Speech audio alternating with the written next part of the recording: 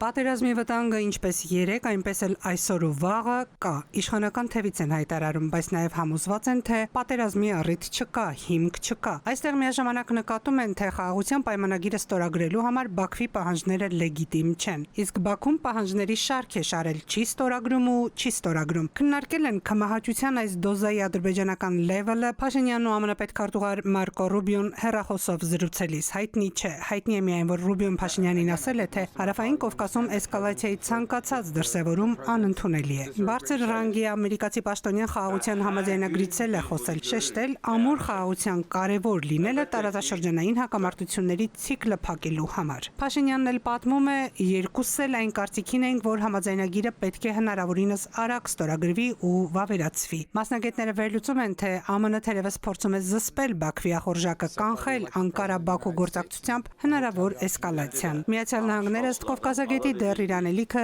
պիտի որոշի։ ԱՄՆ-ի կոչը հիմնականում ուղղված է նրան, որ իր խաղի մեջ ոչ մեկ չխառնվի, այսինքն մինչև որ Ամերիկան չի որոշել ինչ պետք է կատարվի, ոչ մեկ ոչ մի բան չանի, որը հասկանալի է, որովհետև տարածաշրջանը շատ բարդ է եւ կարող է դոմինոյի էֆեկտ ունենալ։ Վաշինգտոնում պետքարտուղար Ռուբիոյի ու Թուրքիայի արտգործնախարար Ֆիդանի հանդիպումն էլ եղավ։ Այստեղ էլ ուշագրավ հատված կա։ Ռուբիոն այստեղ էլ խաղաղությունից խոսել է։ Ամերիկյան կողմի կարճ հաղորդագրությունում կարդացինք։ Պետքարտուղարը խնդրել է Թուրքիային աջակցել Ուկրաինայում եւ Հարավային Կովկասում խաղաղությանը։ Թրամփի օրակարգում ըստ մասնագետների հիմա նախ Իրանի հետ հնարավոր բանակցություններ սկսելն է։ Ամերիկյան կողմը Իրանին ճնշելու ճանապարհներն է թերևս որոնում եւ ցանկացած այլ գործոն, որ կխանգարի այդ առաջնահերթությանը, հիմա նահանգներին հարկավոր չէ։ ԱՄՆ գիտի, որ Բաքվի հնարավոր ագրեսիան տարածաշրջանում շատ բան կարող է փոխել, հետեւաբար հակված են առայժմ լարվածություն թույլ չտալ։ Այստեղ ամենակարևոր պահն է, որ ինչի մասին կպայմանավորվեն Ամերիկան եւ Ռուսաստանը, Ամերիկան եւ Թուրքիան եւ Ռուսաստանը հարավային Կովկասի մասով, որովհետեւ եթե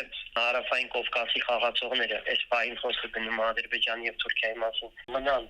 ինքնուրույն, ես ոչ մեկ չզսպիչ սահմանապակի, իրանք կհարվածեն։ Եթե ԱՄՆ-ին ոչ մեկ չզսպիչ սահմանապակի, իրանք կպատրաստեն եւ կհարվածեն Իրանին։ Այսինքն այդտեղ ուժային բալանսի մասին է խոսքը, ռազմաքաղաքական բալանսի մասին է, Ռուսաստան, Իրան մի կողմից, ԱՄՆ մյուս կողմից, եւ հիմա գնում են այդ բանակցությունները, թե ոնց պետք է դասավորվի տարածաշրջանի ճարտարապետությունը։ Այս պահին տեսնում ենք, որ գոնե հանրային հարձակում ԱՄՆ-ն ոչ է անում պահպանել այն խաղաղությունը, որը այս պահին կա։ Սա սակայն ըստ մասնագետների ամենևին էլ չի բացառում Ալիևի արկածախնդրության դիմելու ագրեսիայի գնալու հնարավորությունը։ Մասնագետների աչքի առաջ է 2023-ի սեպտեմբերի 14-ին Սենատում ամերիկյան կողմը ամենաբարձր մակարդակով բառացի էր հայտարարում. Միացյալ Նահանգները չի հանդուրժի էթնիկ զտումներ կամ այլ վայրագություններ Լեռնային Ղարաբաղի ժողովրդի նկատմամբ։ Բայց ուղիղ 5 օր անց սեպտեմբերի 19-ին հետևեց Արցախի ժողովրդի էթնիկ զտումն ու Ալիևի